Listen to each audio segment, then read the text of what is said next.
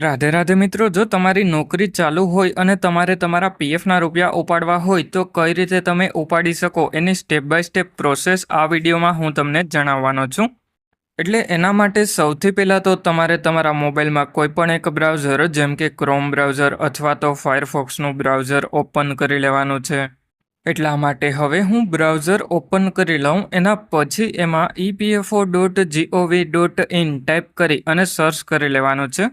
એટલે પછી તમારા મોબાઈલમાં EPFOની ઓફિશિયલ વેબસાઇટ જોવા મળી જશે. એ વેબસાઇટમાં નીચેની તરફમાં આવી જવાનું છે અને પછી વિડ્રો પીએફમાં એપ્લાય નાવ ઉપર ક્લિક કરી લેવાનું છે. એટલે જેવા ક્લિક કરો એના પછી સૌથી પહેલાં તો તમારે તમારો 12 આંકડાનો યુએએન નંબર એન્ટર કરી લેવાનો અને આ યુએએન નંબર તમને પગારની સ્લિપમાં જોવા મળી જશે. ત્યાંથી એન્ટર કરી અને પછી એમાં નીચેની તરફમાં આવી જવાનું અને પછી પીએફનો પાસવર્ડ જે પણ સેટ કરેલો હોય એ એન્ટર કરી લેવાનો. એટલે જેવો તમે પીએફનો પાસવર્ડ એન્ટર કરો એના પછી નીચેની તરફમાં સાઇન ઇન ઉપર ક્લિક કરી લેવાનું છે.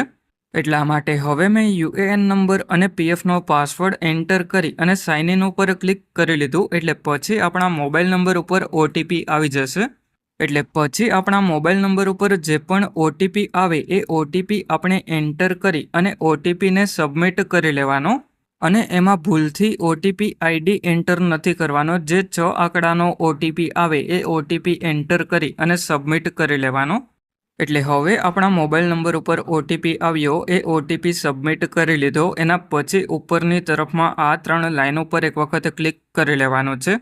એટલે હવે આપણે મેનેજ ઉપર ક્લિક કરી લેવાનું અને પછી એમાં કેવાયસી ઉપર ક્લિક કરી લેવાનું છે. અને પહેલો ઇમ્પોર્ટન્ટ પોઈન્ટ એ છે કે તમે બેંકની કેવાયસી કરેલી હોવી જોઈએ અને જો 50,000થી વધારે પીએફના રૂપિયા ઉપાડવાના હોય તો એમાં પાન કાર્ડની કેવાયસી પણ કરવી પડે. એટલે આપણી પાન કાર્ડની કેવાયસી અપ્રૂવડ થઈ ગઈ અને બેંકની KYC verified online by bank થઈ ગઈ.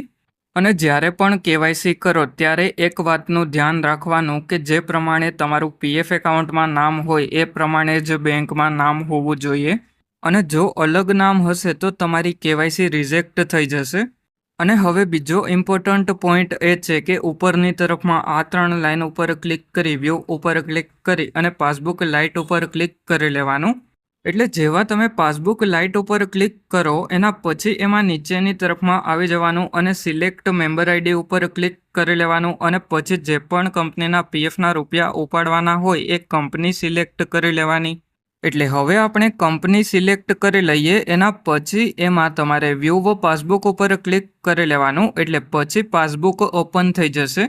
એટલે પછી એમાં તમારે નીચેની તરફમાં આવી જવાનું છે અને નીચેની તરફમાં તમને એમ્પ્લોયી શેરમાં કેટલા પીએફના રૂપિયા જમા થયા એ જોવા મળી જશે. એમાંથી 75% જેટલા પીએફના રૂપિયા તમે ઉપાડી શકો. કારણ કે નોકરી ચાલુ હોય ત્યારે એડવાન્સમાં 75% જેટલા પીએફના રૂપિયા ઉપાડી શકાય અને એ પણ એમ્પ્લોયી શેરમાં જેટલા પણ પીએફના રૂપિયા હોય એમાંથી 75% જેટલા ઉપાડી શકાય. અને બાકીના પીએફના રૂપિયા અને પેન્શનના રૂપિયા જ્યારે તમે નોકરી છોડી દીધી હોય એના પછી 2 મહિના પછી ઉપાડી શકાય. એટલે હવે ક્લોઝ ઉપર ક્લિક કરી અને પછી ઉપરની તરફમાં આ 3 લાઈન ઉપર ક્લિક કરી અને ઓનલાઈન સર્વિસીસ ઉપર ક્લિક કરી લેવાનું અને પછી 1 મેમ્બર 1 EPF એકાઉન્ટ ટ્રાન્સફર ઉપર ક્લિક કરી અને જૂની જેટલી પણ કંપનીના પીએફના રૂપિયા હોય એ અત્યારે જે પણ કંપનીમાં કામ કરતા હોય એ કંપનીમાં ટ્રાન્સફર કરી લેવાના. અને હવે પીએફના રૂપિયા ઉપાડવા માટે ક્લેમ ઉપર ક્લિક કરી લેવાનું અને પછી જે પણ બેંકની કેવાયસી પીએફ એકાઉન્ટમાં કરેલી હોય એ બેંક એકાઉન્ટ નંબર એન્ટર કરી અને વેરીફાઈ ઉપર ક્લિક કરી લેવાનું.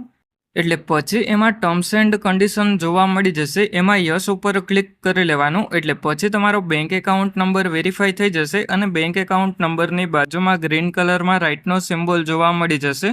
એટલે હવે તમારે પ્રોસીડ ફોર ઓનલાઈન ક્લેમ ઉપર એક વખત ક્લિક કરી લેવાનું છે. એટલે જેવા ક્લિક કરો એના પછી એમાં નીચેની તરફમાં આવી જવાનું છે. એટલે જેવા તમે નીચેની તરફમાં આવો એના પછી સિલેક્ટ ક્લેમ ઓપ્શન ઉપર એક વખત ક્લિક કરી લેવાનું છે. એટલે પછી જો તમારી નોકરી ચાલુ હોય તો એમાં પીએફ એડવાન્સ ફોર્મ 31 એક જ ઓપ્શન જોવા મળે. એટલે એ તમારે સિલેક્ટ કરી લેવાનું. એટલે જેવા તમે પીએફ એડવાન્સ ફોર્મ 31 સિલેક્ટ કરો એના પછી નીચેની તરફમાં સિલેક્ટ સર્વિસ ઉપર ક્લિક કરી અને પછી જે પણ કંપનીના પીએફના રૂપિયા ઉપાડવાના હોય એ કંપની સિલેક્ટ કરી લેવાની. અને પછી સિલેક્ટ એડવાન્સ પેરા ઉપર ક્લિક કરી અને જે પણ કારણથી પીએફના રૂપિયા ઉપાડવાના હોય એ કારણ સિલેક્ટ કરવાનું. એમાં આપણે ઇલનેસ સિલેક્ટ કરી લીધું. એના પછી એમાં નીચેની તરફમાં અમાઉન્ટ એન્ટર કરવાનું, એટલે તમારે એમ્પ્લોયી શેરમાંથી 75% જેટલું અમાઉન્ટ એન્ટર કરી લેવાનું.